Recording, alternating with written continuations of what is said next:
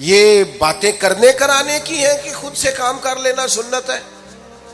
آپ نے 2 منٹ لگائے ہیں اور آپ نے کسی پر روب ڈال کے آپ فارغ ہو گئے.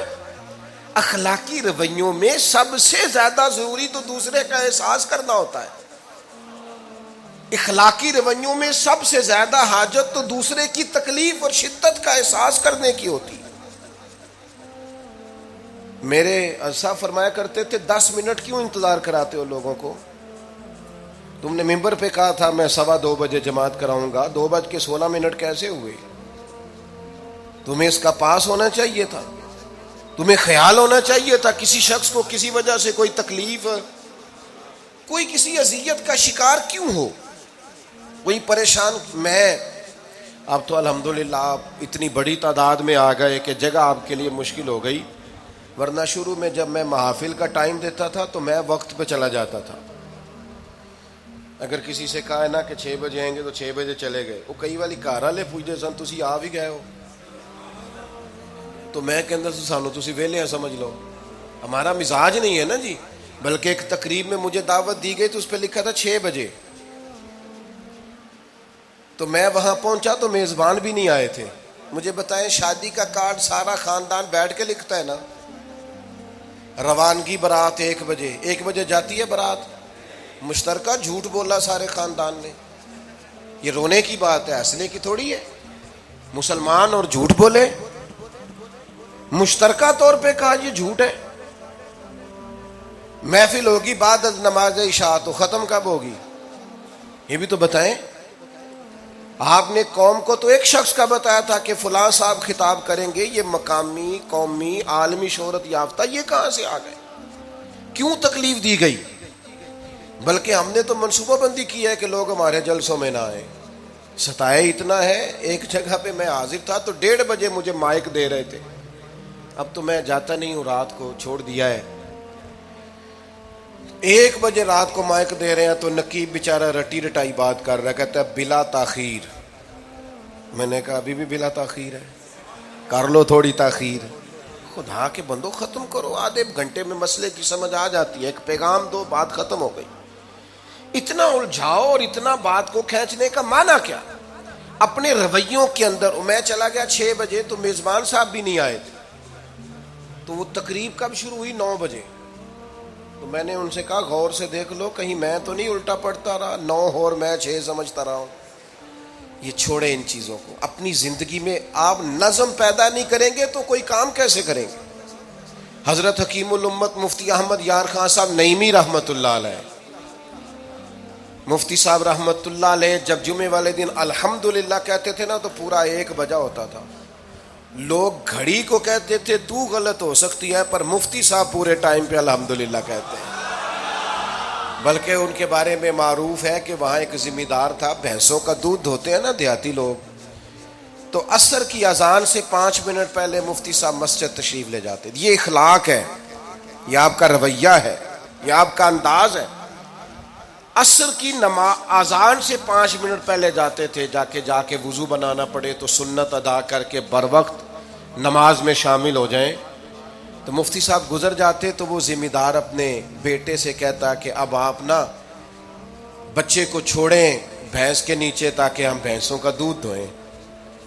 تو ایک دن وہ بیٹا کہنے لگا ابا جی ابھی تو یہ سورج کھڑا ہے، عصر کا ٹائم کہاں ہوا ہے؟ تو وہ کہنے لگا تو چھڑ دے کٹا، مفتی صاحب لنگ گئے نہیں، ٹائم ہو گیا ہے.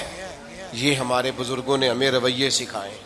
آپ نظم والے ہوں، اخلاق والے ہوں، سچائی والے ہوں، دیانتداری والے ہوں، دوسروں کا خیال رکھیں، کسی کو تکلیف نہ ہو ہماری وجہ سے. پتہ ہے رسول پاک صلی اللہ علیہ وسلم کی بارگاہ میں آ کے عرض کیا گیا یا رسول اللہ یہ ہمارے امام صاحب بہت لمبی نماز پڑھاتے ہیں. صحیح حدیث میں موجود ہے. نماز ہی پڑھاتے تھے نا، قرآن ہی پڑھتے ہوں گے نا، کتنا اعزاز والا کام ہے. یا رسول اللہ یہ بہت لمبی نماز پڑھاتے ہیں. اللہ کے محبوب علیہ السلام نے بلا لیا اور لفظ پتہ کیا ہے؟ حضور فرمانے لگے میں لوگوں کو دین کے قریب کرتا ہوں، آپ دور کرتے ہیں. فرمایا جب بھی نماز پڑھائیں معتدل پڑھائیں. اور خود حضور کا عمل کیا ہے؟ حضور فرماتے ہیں جب میں نماز میں کھڑا ہوتا ہوں تو میرا دل کرتا ہے میں لمبی نماز پڑھاؤں. ہمارا جب کسی شے کو دل کرے تو ہم چھوڑتے ہیں. میرا دل کرتا ہے میں لمبی نماز پڑھاؤں، لیکن حضور فرماتے ہیں پھر پیچھے سے کسی بچے کے رونے کی آواز آتی، میں سوچتا ہوں اس کی ماں پریشان ہوگی، میں نماز مختصر کر دیتا. اور میرے بھائیوں، نماز میں بھی لوگوں کا احساس، ہماری طبیعت ہی نہیں رہی. کوئی آدمی ہارن دے رہا پیچھے سے اور سامنے گاڑی میں دو بندے کھڑے، گاڑی مین روڈ پہ کھڑے کر کے باتیں کر رہے ہیں، اور وہ ہارن بجا رہا ہے تو کہتے ہیں ٹھہر جا، آگ بجھانی ہے جا کے. ایک تو آپ نے اتنا ظلم کیا کہ آپ نے روڈ بند کیا، اور دوسرا اخلاقی رویہ یہ ہے. اور میرے بھائی یہ بھی بد اخلاقی ہے کہ آپ اپنا موٹر سائیکل مین روڈ پہ کھڑے کر کے دکان پہ چلے جائیں، لوگوں کو تکلیف میں ڈالیں گے. اسلام اس کی اجازت نہیں دیتا. رستوں کے نشان مٹانے والے کو نبی پاک نے تنبیہ فرمائی، کسی کو تکلیف ہو، اذیت ہو. اور بعض لوگ سمجھتے ہیں کہ میں نے پریشر میں رکھی ہوئی ہے دنیا، ڈرتے ہیں لوگ مجھ سے. جو ڈر کے عزت کرتا ہے وہ خوف کھاتا ہے، اور جو محبت سے تجھے سلوٹ کرتا ہے وہ تیرا احترام کرتا ہے. بعض لوگ کسی کے شر سے بچنے کے لیے بھی اسے سلام کرتے ہیں، وہ عزت نہیں ہوتی، وہ عزت نہیں ہوتی کہ یہ تو رٹا ڈال دے گا. اپنے اخلاقی رویے ہمیں اللہ کے محبوب سے سیکھنے، حضور سے خیرات لینی ہے. اخلاق اسما ہم نے اپنے آپ کو سمجھنا ہے، ہم نے اپنے مزاجوں میں تبدیلی پیدا کرنی ہے، بالخصوص بزرگوں کے معاملے میں، بڑوں کے معاملے میں. جیسے جیسے انسان ضعیف ہوتا جاتا ہے نا، حساس ہوتا جاتا ہے، اسے باتیں تکلیف دینے لگتی. وہ ایک بوڑھی اماں ایک دفعہ مجھے کہنے لگی کہ آپ میرے بچوں سے کہہ دیں خرچہ پامیں تھوڑا دین کرن، میرے نال بولن صحیح کرن. وہ جب اپنی بیویوں کے سامنے میرے ساتھ تھوڑا والیوم اونچا کر کے بات کرتے ہیں آواز کا، تو مجھے تکلیف ہوتی. اپنا رویہ، لہجہ، اس پر غور ہو. جوانی میں ہی تو برداشت کرنا ہوتا ہے. اپنے مزاج کو کبھی بکھرنے اور ٹوٹنے نہ دیں. اور سب سے زیادہ بندے کا پتہ ہی تب چلتا ہے جب کوئی اسے پورا غصہ دلائے، جو پھر کنٹرول کرے، وہی تو کمال آدمی ہوتا ہے. آ کے کہا گیا تھا نا نبی پاک علیہ السلام کو کہ یا رسول اللہ وہ معاذ اللہ ان لفظوں کے ساتھ تانا و تشنیع کرتے ہیں، نقل کفر نہ باشد. تو حضور فرمانے لگے وہ پتہ نہیں کس کی باتیں کرتے ہیں، مجھے تو اللہ نے محمد بنا کے بھیجا ہے. میں تو محمد ہوں، اور محمد ہوتا ہی وہ ہے جس کی تعریفیں ہوں. وہ پتہ نہیں کس کی باتیں کر رہے ہیں، چھوڑو.